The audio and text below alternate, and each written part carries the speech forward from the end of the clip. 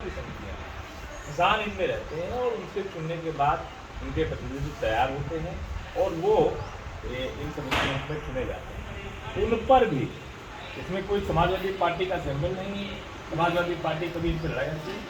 देश की आज़ादी के बाद पहली बार ऐसा हुआ कि इन समितियों पर भी पूरी तानाशाही की गई। यहाँ तक कि जो सचिव थे वो बैठे नहीं उस दिन फॉर्म जमा करने के लिए। कई लोगों को फॉर्म नहीं दिए गए, कई लोगों को डराया धमकाया गया। तो ये हम लोगों ने अंग्रेजों के ज़माने में सुना था कि ऐसी तानाशाही हुआ करती थी, अंग्रेज इस तरह की दिन जाया करते थे। उसके बाद दोबारा देश के आज़ादी के बाद फिर से कार्यान्वित हो जाए। तो सर क्या आप इसका बहिष्कार करेंगे या इसको लेकर के आप सड़क पे जाएंगे या जन आंदोलन करेंगे? भारतीय जनता पार्टी की हर तानाशाही के खिलाफ ये लाल टोपी के नौजवान आपको सड़कों पर संघर्ष करते दिखेंगे। और आज से नहीं, जिस दिन से भारतीय जनता पार्टी सरकार में आए उसके चंद दिनों के बाद ही उसकी तानाशाही के खिलाफ समाजवादी पार्टी के नौजवान, लाल टोपी के नौजवान आपको सड़कों पर लाठी डंडे खाते हुए और सरकार की खिलाफत करते हुए आपको नजर आएंगे। जब जब ये सरकार सोचे कि हम तानाशाही से, अपनी लाठियों से, अपनी गोलियों से, अपने मुकदमे से इन नौजवानों को डरा देंगे, तो ये संभव नहीं है। समाजवादी विचारधारा के लोग किसी भी तानाशाही से, किसी भी शक्ति से डरने वाले लोग नहीं हैं। आम जनता की आवाज़, गरीब की आवाज़, दलित की आवाज़, पिछड़े की आवाज़, कमज़ोर की आवाज़ हम उठाते आए हैं और उठाते रहेंगे।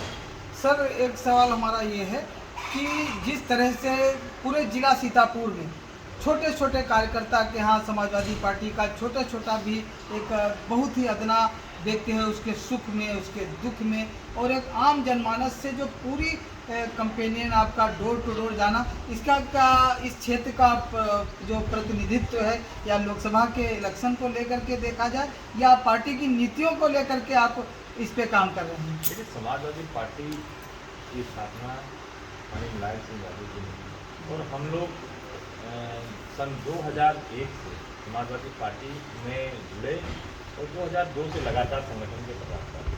हमने जो अपने माननीय नेता, अपने अजीज नेता, अपने जीवन में बचने वाले नेता माननीय मुलायम सिंह यादव से सीखा, उसी सीख पर हम लोग आगे बढ़े। आदरणीय अखिलेश यादव जी को आप देखिए, पूरे उत्तर प्रदेश में जगह जगह लोगों को शामिल हो जाते हैं, आते हैं, प्रयास करते हैं, क्योंकि प्रदेश तो बहुत बड़ा है, देश बहुत बड़ा है, लेकिन आपने देखा होगा कि हमारे नेता जगह जगह लोगों को शिक्षित में शामिल हैं।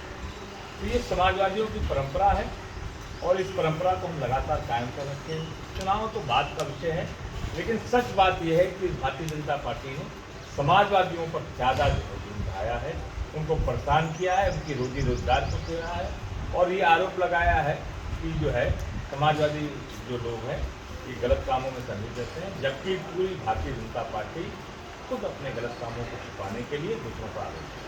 समाजवादी पार्टी के मुखिया माननीय अखिलेश यादव जिस तरह मिलिट्री स्कूल में पढ़े, उसके बाद ऑस्ट्रेलिया जैसे एक बड़े कंट्री में इंजीनियरिंग करके लौटे, उन्होंने कुछ नया पूरे प्रदेश में करने के लिए किया। आपका ये जो गृह जनपद है सीतापुर, आप यहाँ के जो नौजवान हैं, यहाँ के जो शिक्षित लोग हैं, यहाँ की जो युवा पीढ़ी है, उसके लिए आपकी क्या कोई प्रोग्रामिंग या कोई ऐसा मिशन है कि जिससे यहाँ का जो हमारा क्षेत्र है वो शिक्षा के क्षेत्र में अग्रसर हो सके? ये लोकसभा सीतापुर मैं ये कह सकता हूँ बहुत बड़ा और बहुत पिछड़ा हुआ है। बहुत सारे ऐसे गांव हैं जो अभी भी कनेक्ट नहीं, बहुत सारे ऐसे गांव जहाँ अभी भी बिजली नहीं है, बहुत ही ऐसे सारे गांव हैं जहाँ के लोग अभी भी बुनियादी जरूरतों से जुड़े हैं और शिक्षा सबसे बुनियादी जरूरत। शिक्षा के मामले में हमारा पूरा जो सीतापुर लोकसभा कोई बहुत बड़े डिग्री कॉलेज नहीं है आपको, जो है प्राइवेट डिग्री कॉलेज में। सरकारी बड़ी डिग्री कॉलेज आपको एक साथ महमूदाबाद के अलावा या सीतापुर के अलावा बाकी आप लहरपुर या सिसुआ या चौका या महमूदाबाद में देख है। इसके अलावा आपको ज़्यादा डिग्री कॉलेज सरकारी कॉलेजेस नहीं मिलेंगे, क्योंकि सरकारी कॉलेज इसलिए कह रहा हूँ कि उनकी फीस कम होती है और कम फीस पर भी गरीब परिवार का बेटा, मजदूर परिवार का बेटा, किसान परिवार का बेटा पढ़ाई करता है और खासकर बेटियां पढ़ाई करती हैं। तो पढ़ाई के लिए हमारा क्षेत्र, हमारा गांव, हमारा ये तहसील, हमारा नगर, हमारी गली ये कैसे आगे बढ़ेगी, इसके लिए बुनियादी जरूरतों पर जरूर काम होना चाहिए। और मैं समाजवादी पार्टी का पदाधिकारी हूँ, कार्यकर्ता हूँ। आदरणीय अखिलेश यादव जी ने जो राजनीति में शिक्षा के लिए जो काम किया, शायद वो कोई दूसरा नहीं कर पाया। आप बताओ, जो सपना लैपटॉप का गरीब परिवार का देखता था, वो कभी पूरा हो सकता था क्या? एक पिता जो पान की गुमटी में लगाता हो, एक पिता जो शाम को ठेला लगाता हो, एक पिता जो सब्जी बेचता हो या मजदूरी करता हो, वो अपने बेटे या बेटी के हाथ में लैपटॉप देने का सपना भी नहीं देख सकता। लेकिन आदरणीय अखिलेश यादव जी ने उस सपने को पूरा किया। 18.5 लाख से ज़्यादा लैपटॉप बांटे और वही लैपटॉप आगे चल के कई नौजवानों का रोजगार के साधन भी बने। तो अगर आप शिक्षा की बात करेंगे, क्योंकि अखिलेश यादव जी खुद ही इतने अच्छे एजुकेशन के साथ हैं और बहुत बुनियादी बातों पर सोचते हैं। जिस तरह से उन्होंने मिड डे मील योजना में अच्छे खाने की व्यवस्था की, जिस तरह से उन्होंने जो बेसिक स्कूल है उन स्कूलों में स्वेटर की, ड्रेस की, फल की, दूध की, खाने में जो उनको मिलती मिड डे मील योजना में, उसमें सुधार की बात की। आज इस उत्तर प्रदेश सरकार ने तो 11-12 सौ रुपये डायरेक्ट बेनिफिट के नाम पर उसी परिवार के बच्चे पढ़ते हैं उसके बाद के खाते में। अब एक गरीब आदमी जो पहले से ही बहुत सारी तंगी में हो, अगर उसके खाते में पैसा चला जाएगा तो क्या आपको लगता है कि वो अपने बेटे को ड्रेस बनवाएगा? क्या आपको लगता है कि वो बैग ला के देगा? क्या आपको लगता है स्वेटर ला के देगा? 12-13 सौ रुपये में आप बताओ कौन से उसमें दो जोड़ी ड्रेस भी आ जाए, उसमें बैग भी आ जाए, उसमें जूते भी आ जाए, मोजे भी आ जाए, स्वेटर भी आ जाए? क्या संभव है? नहीं संभव। तो ये जो भारतीय जनता पार्टी की सरकार है, ये चाहती है कि गरीब का बेटा गरीब बना रहे, मजदूर का बेटा मजदूर बना रहे, जो सिलाई का काम कर रहा है उसका बेटा सिलाई करे पढ़े नहीं, जो लोहा का पीटने का काम कर रहा है वो लोहा पीटे पढ़े नहीं, दलित का, पिछड़े का। आप सोचो पूरे उत्तर प्रदेश में दलित परिवार के बच्चे जो थे, दलित परिवार घरों से आने वाले जो लड़के थे या स्टूडेंट थे, जो बच्चियाँ थी, उनका 0 फीस पे एडमिशन हो जाता है बिना किसी पैसे को भरे।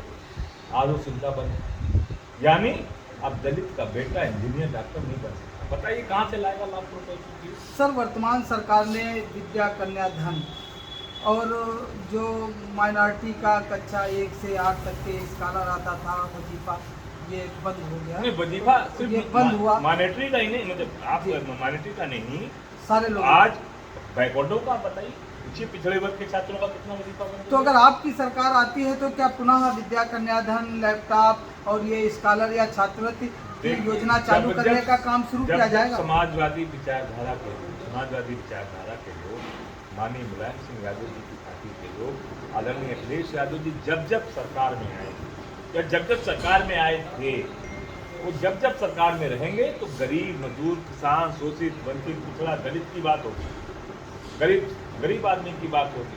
हर किसी का अगर लैपटॉप बांटा तो कोई भी वर्ग हो, कोई भी जात हो, कोई भी धर्म हो, सबको बराबरी का मौका मिले। एक सर, हमारे समाजवादी विचारधारा के बड़े नेता स्वर्गीय हरगोविंद वर्मा जी ने कहा था कि किसान का एक पैर खेत की मेड़ पर और दूसरा पैर संसद में, मतलब लोकसभा के, यानी हमें अपने बच्चों को उन्होंने बताया कि पढ़ाना होगा कि हाथ से हल होता है और हाथ से हवाई जहाज भी होता है। इस विचारधारा से आप कहाँ तक समझे? देखिए, बिल्कुल मैं बड़े नाम थे और हम लोग भी उनको फॉलो करने का प्रयास करते हैं।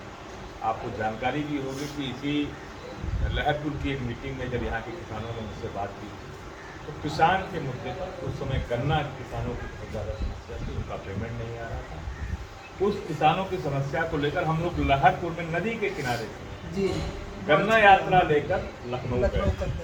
तो हम उसी छाती के लोग, उसी लड़ाई वाले लोग हैं, उसी जज्बे के लोग हैं। हम किसान की, मजदूर की, नौजवान की, दलित की, पिछड़े की, शोषित की, वंचित की बात करने वाले लोग, उनकी लड़ाई लड़ने वाले लोग, आपके हक हकूक की लड़ाई लड़ने वाले लोग। और मैं बिल्कुल ये कहता हूँ, आज नौजवान किसी भी घर में पैदा है, लेकिन आज की दौर में नौजवानों को राजनीति की तरफ पूरा का पूरा ध्यान देना चाहिए। किसी भी वर्ग, किसी भी समाज, किसी भी जात का नौजवान हो, और नौजवानों को राजनीति में हस्तक्षेप रखना ही चाहिए, क्योंकि आने वाला भविष्य उन्हीं नौजवानों का या उनकी आने वाली पीढ़ियों का है। जो पीढ़ियां गुजर गई उनका भविष्य अब नहीं दिखता। अब तो नए नौजवान का भविष्य है, तो नौजवान जरूर सोचे, जैसे आपने कहा ना किसान का एक पैर खेत की मेड़ पर और एक दूसरा लोकसभा के हो। अंदर। तो मैं ये कहता हूँ कि आज के नौजवान की एक आंख किताब पर और एक आंख लोकसभा पर। तो मैं ये चाहता हूँ कि अगर देश के किसान का एक पैर खेत में हो और एक लोकसभा में हो, तो नौजवान की एक आंख उसकी किताब पर, उसके कोर्स की जो पढ़ाई पढ़ रहा हो, और एक आंख देश की लोकसभा पर भी होनी चाहिए, क्योंकि आने वाला जो भविष्य है उसी नौजवान का। बहुत बहुत धन्यवाद मुझसे जुड़ने के लिए। मैं डॉक्टर साहब